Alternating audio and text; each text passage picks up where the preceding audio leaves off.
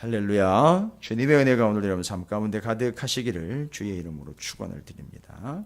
자, 이 상당히 짧은 구절의 말씀을 3절 말씀만 우리가 함께 봉독했습니다. 그런데 짧은데 내용이 상당히 많은 내용이 들어가 있습니다. 말하자면 이것도 지금 우리가 말씀 나누고 있는 바처럼 복음서의 내용이 정리가 안 되면 이 짧은 3구절도 뒤죽박죽이 돼버릴 정도로 참 우리가 그렇게 부족하고 연약합니다.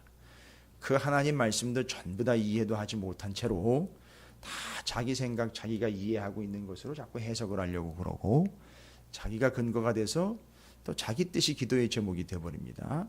자, 오늘은 2가지가 핵심 포인트입니다. 이 3절인데 2가지가 핵심 포인트인데 핵심인 2개가 상당히 내용이 방대합니다.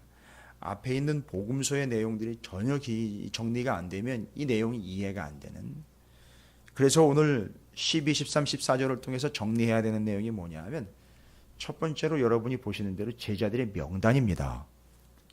제자들의 명단이요. 그 다음에 뒤로 15절부터 이 무리에 모인 숫자를 약 120명이라고 이야기하고 있는데 그 120명이 모여서 기도한 것, 그래서 그 무리의 기도에 의한 이야기입니다.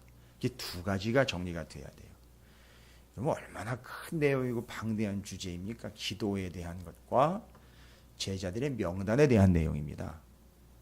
여러분, 예전에는 우리가 그냥 이렇게 기록된 바처럼 정리하고 넘어가면 될 듯 했는데 이제 우리는 누가복음의 24장의 마지막 부분에 그 기억이라는 타이틀로, 그 기억이라는 코드로 인하여 기억하는 자와 기억하지 못하는 자의 차이에 대해서 이야기를 했고, 그 기억이라는 것이 2가지 어원으로부터 오면서 그 기억이 담고 있는 깊은 의미에 대해서도 우리는 충분히 이야기를 나눴습니다. 여러분, 오늘 이 제자들의 이름 명단을 보면서 그 복음서에서의 기록된 명단과 사도행전의 명단에는 차이가 있다는 걸 알 수 있습니다. 일단은 어떤 차이겠습니까? 복음서에 기록된 12제자의 이름의 명단의 차이는 그들이 처음 주님과 함께 사역을 시작할 때 주님을 따라다니는 자들로 주님의 부름을 받았을 때의 그 부름받은 자들의 명단입니다. 그러니까 쉽게 이야기 드리면 처음 시작할 때 그 시작점에서 주님이 부르신 명단이었습니다. 복음서에서는요. 근데 사도행전에서는요 3년을 따라다녔던 자들의 명단입니다. 여러분, 이 차이를 좀, 아니 그 명단이 그 명단이고 그 이름이 그래, 아니요, 그렇게 얘기하시면 안 됩니다. 큰일 납니다.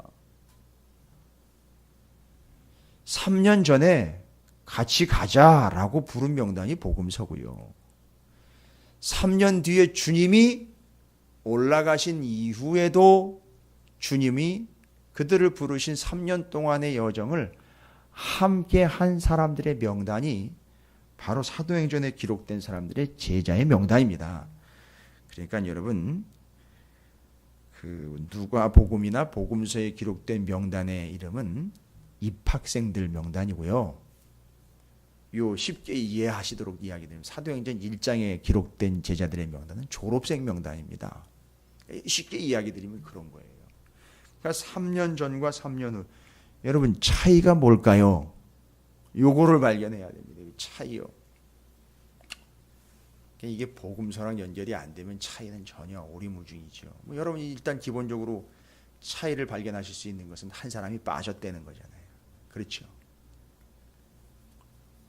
한 사람이 기록에서 빠졌습니다.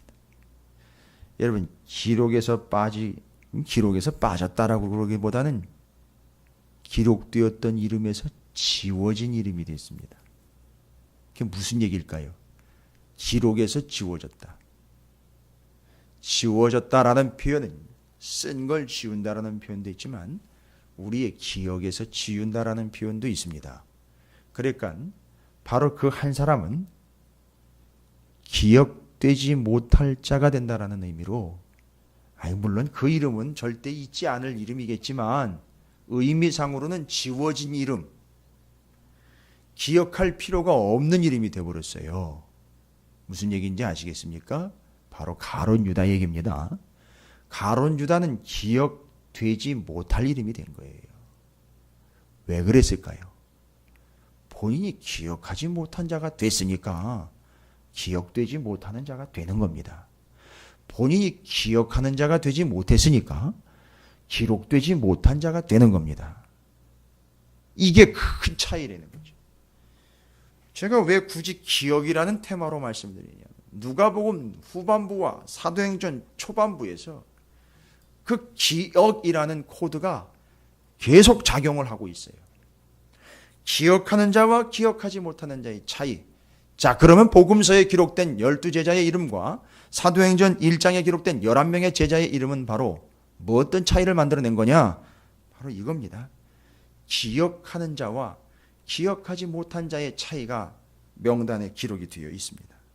여러분, 기억하지 못하는 자, 뭘요? 하나님의 말씀과 그 뜻을 기억하지 못하는 자는요, 기억되지 못하는 자로 정리된다는 겁니다.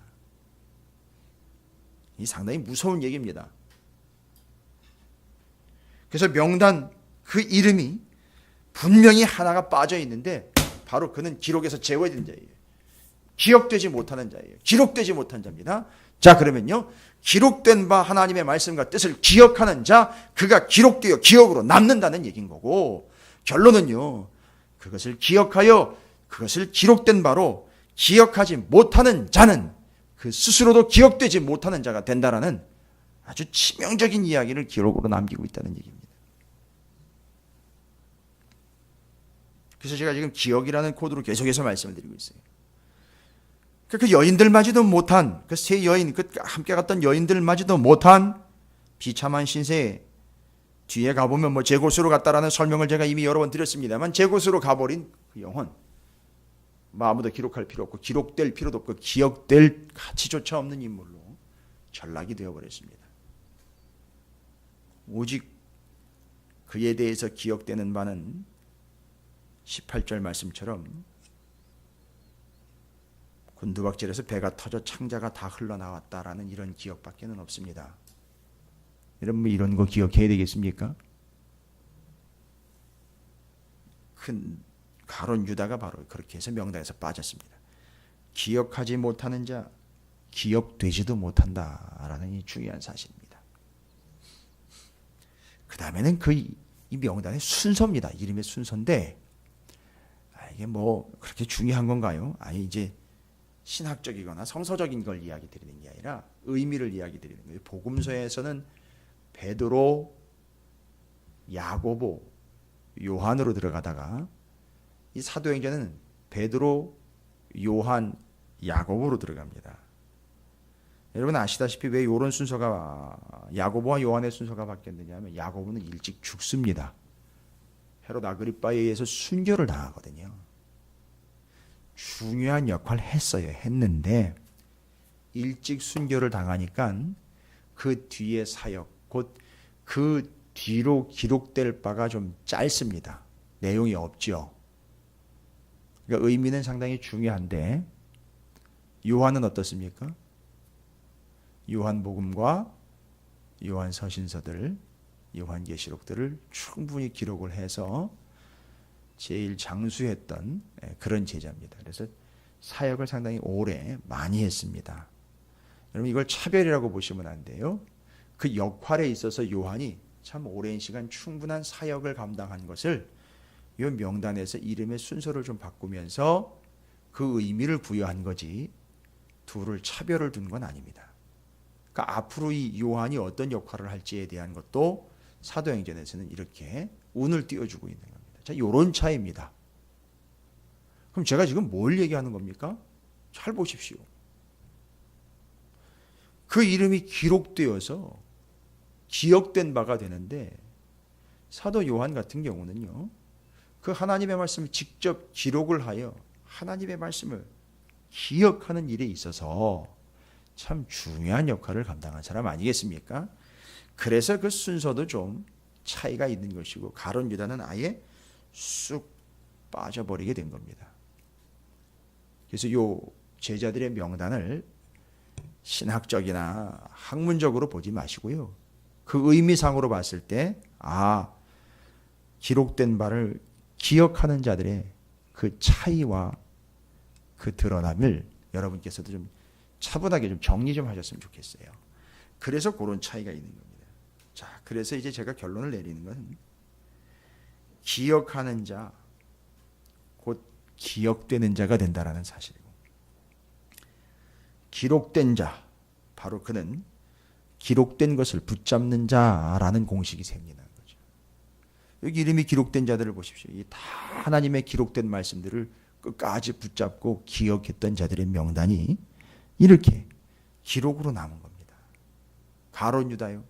뭐 다리 얘기할 게 있습니까? 기억하지 못한 자로 제 곳으로 가버린 자, 자기 직무를 버렸다라고 이야기합니다. 여러분, 직무를 버렸다라고 이야기할 때 직무는 어떻게 해야 되는 건다는 얘기입니까? 버리면 안 돼요. 끝까지 물고 있어야 되죠. 그리고 거기를 떠나면 안 돼. 거기 머물러야 된다는 얘기죠. 그리고 제 곳으로 가버렸다는 얘기입니다. 이게 지금 기억이라는 말에 완전히 대조되고 있는 두 가지 내용으로 정리 끝내는 거죠. 그래서 제가 이것을 가룟 유다를 자기 직무를 끝까지 물고 그걸 지켰어야 되는 것과 버리고 떠나가면 안 된다는, 거기 머물러 있어야 된다는 이야기를 잘 정리할 때, 동화 속에 여러분 그런 동화가 하나 있더라고요. 그 입에다가 그 뼈다귀를 물고 물을 건너다가, 다리를 건너다가 그 물에 비친 자신의 모습을 보고 이게 자기의 모습인지를 모르고는 같이 그 뼈다귀를 물고 있으니까 멍거리고 짖다가 어떻게 됩니까? 자기가 물고 있던 것을 놓쳐버리지 않습니까? 마치 그런 신세가 돼버린 거예요. 이 가룟 유다가. 그래서 그것을 끝까지 물고 있지 못하고 지키고 있고 움켜쥐지 못하다가 제 곳으로 돌아가 버린 가룟 유다. 기억될 존재가 아니죠. 기록에서 빠져버렸다는 얘기입니다. 자, 요렇게 여러분께서 하나님께서 기억하시는 바가 되시기를 주님의 이름으로 축원을 드립니다. 알고 봤더니 누가 기억되는 바가 되겠습니까? 여기 열한 사도처럼 그렇게 해요. 기록된 바요 하나님의 뜻이요. 그것을 기억하는 자들, 그들이 바로 기억되는 존재들, 기록되는 존재들. 누가 기록에서 빠지는 존재입니까? 기록된 바를 놓아버리는 자들이 기록에서 빠지는 자들입니다. 그 다음에는 기도에 대한 이야기입니다. 이 사람들이 모여가지고 함께 기도를 하는데 다 거기 있어서 여자들과 예수의 어머니 마리아와 예수의 아우들과 더불어 마음을 같이하여 오로지 기도에 힘쓰더라 라고 이야기를 합니다. 그래서 이들이 모여서 한 게 무엇이냐? 기도라는 겁니다. 여러분, 왜 기도에 들어갔을까요?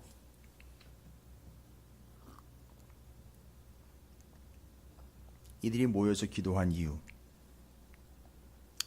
다른 바가 아니고요. 앞에서 이미 얘기했습니다. 4절입니다. 1장 4절. 사도와 함께 모이사 그들에게 분부하여 이르시되 예루살렘을 떠나지 말고 내게서 들은 바 아버지께서 약속하신 것을 기다리라. 이게 아버지께서 약속하신 것이 뭡니까? 성령 강림, 성령의 충만을 기다리라고 이미 주님이 말씀을 하셨습니다. 그렇죠? 그것 때문에 모여서 기도하는 겁니다.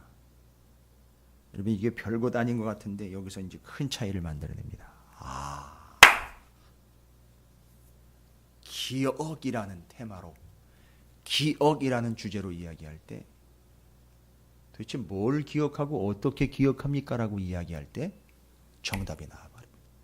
무엇을 기억해야 하느냐? 기록된 바를 기억해야 하며 어떻게 기억해야 합니까? 야, 내가 약속한 바, 내가 보내주겠다라고 약속한 그걸 기다려라 라고 분명히 얘기했어요. 그러니까 지금 기도에 모인 이유는 뭡니까? 기도 제목을 따로 나눌 필요가 없습니다. 지금 이거 위해서 기도해야 되는 것이죠. 주님, 약속하신 바 보내주시겠다라고 하신 그것을 기다리면서 기도합니다 라고 말하는 기도라는 것은 새로운 지평을 여는 의미도 있겠지만 이 사도행전 1장에서 중요하게 이야기하는 것은 여러분, 기도는 기억하는 자들이 하는 행위예요. 뭘요? 뭘 기억하는 겁니까 도대체? 하나님의 뜻을요. 하나님의 뜻이요. 하나님의 의도요. 그 말씀하신 말을 기억하는 게 기도입니다. 그러면 여러분 성령 강림이요. 오순절날 성령 강림이 이루어졌습니다. 그럼 왜 이루어진 겁니까? 예? 아니 왜 그 성령 강림이 이루어진 겁니까? 1장 4절 때문에 이루어진 거예요. 성도들의 기도의 결과로 임한 게 아니라 하나님이 임하게 하겠다라고 약속하신 겁니다.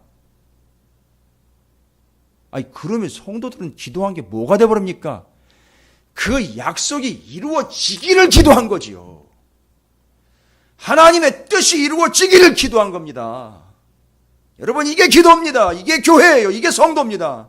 자기 멋대로 자기 뜻이 이루어지게 해달라고. 아무리 독불장구처럼 고래고래 소리를 질러가면서 방언을 터뜨리면서 아무도 못 알아듣는 이상한 하늘의 언어 같은 언어들로 아무리 찌꺼리며 아무리 입에서 내뱉는 한이 있더라도 그것이 자기의 뜻과 자기의 의지를 구하는 것이 기도가 아니라 하나님의 뜻을 구하며 약속한 바를 구하며 그것을 기억해내는 게 기도라는 겁니다. 그래서 말씀과 기도라는 게 한 커플로 같이 가는 이유가 거기 있는 겁니다. 보십시오. 성령이 왜 임했습니까? 약속 때문에 임한 거고요. 성도들은 그 약속을 믿고 그 약속을 기억하면서 기도를 한 겁니다. 그리고 그 기도의 끝에 약속하신 바가 이루어진 거예요. 여러분, 하나님은 하나님의 뜻을 무엇을 통해서 이루십니까? 의지로 이루십니다. 그런데 이 땅에서 성도들의 기도를 통해서 이루신다는 거죠. 그러니까 하나님의 의지는 분명합니다. 이루어질 겁니다. 그러나 왜 아직도 안 이루어지고 있습니까? 우리가 기도하지 않기 때문이죠. 그런데 이걸 착각을 해왔어요. 인생이 뭐예요? 자기가 기도해서 이루어졌다는 거예요. 세상에 이런 오만과 방자함이 어디 있습니까? 우리는 기도를 통해 하나님의 뜻을 기억하고 뜻이 이루어지기를 기도하는 겁니다. 그리고 하나님은 이거는 잊지 마십시오. 그 기도하는 자를 기억하셔서 그 기도하는 자를 통해서 일하신다라는 사실입니다. 저도 늘 들었던 말씀인 듯한데 아주 엇비스름하게 정리되어 있던 기도에 대한 내용들이 아주 정신 번쩍 들 정도로 이 짧은 세 구절을 통해서 정리가 되었어요.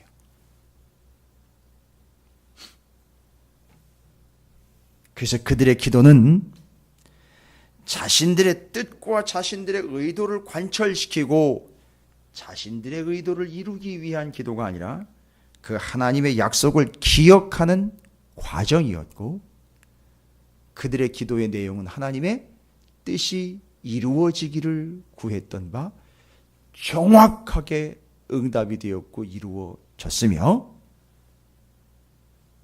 바로 기도하는 자들을 통해서 하나님이 역사하신 것. 그래서 기도하지 않으면 아무 일도 일어나지 않는다라는 말이 바로 그런 의미입니다. 하나님의 뜻은 이미 서 있습니다. 그러나 뜻이 하늘에서 이루어진 것 같이 땅에서도 이루어지라는 주기도문의 내용처럼 뭘 통해서요? 기도를 통해서입니다.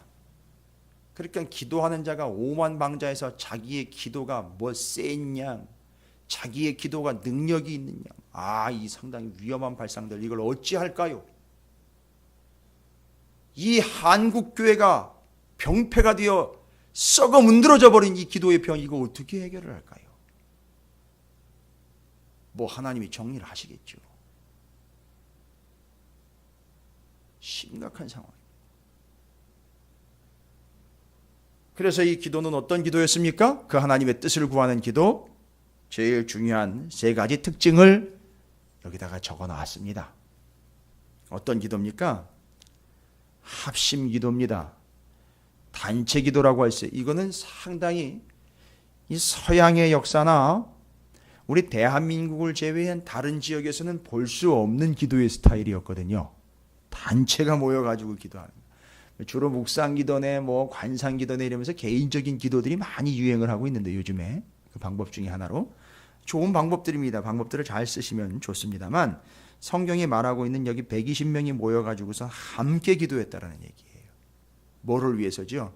그 뜻이 이루어지기를 위해서 함께 기도했다는 얘기입니다. 이건 뭔 얘기냐 하면 시간과 공간을 같이 공유하면서 기도했다는 얘기예요. 개인 기도 좋습니다. 하지 말라는 게 아니고요. 이 함께 기도하는 것을 앞설 수가 없습니다, 여러분. 그 오해와 착각에서 빨리 벗어나야 됩니다. 큰일 납니다. 잘못하면 자기 기도가 제곳이 돼버릴 수 있어요. 피난처가 돼버립니다. 변명거리가 돼버리거든요. 자기 합리화가 돼버립니다. 너무 전곡을 찌르지요. 너무 미안한 얘기입니다만 개인 기도 좋습니다만 성경에 말하고 있는 이 함께 기도했다 뜻이 이루어지기를 위해서 시간과 공간을 공유해서 왜 중요한 겁니까? 여기 이 사람들이 모인 곳이 교회가 됐기 때문에 그렇습니다. 교회는 시간과 공간을 같이 하여 함께 기도하는 겁니다. 하나님의 뜻이 이루어지도록요. 이게 전제가 되고 개인 기도가 가는 겁니다. 그 순서를 바꾸고 싶은 마음은 없었는데 왜냐하면 성경에서 그렇게 기록이 되어 있기 때문에. 두 번째 어떤 기도입니까? 합심 기도예요. 합심 기도.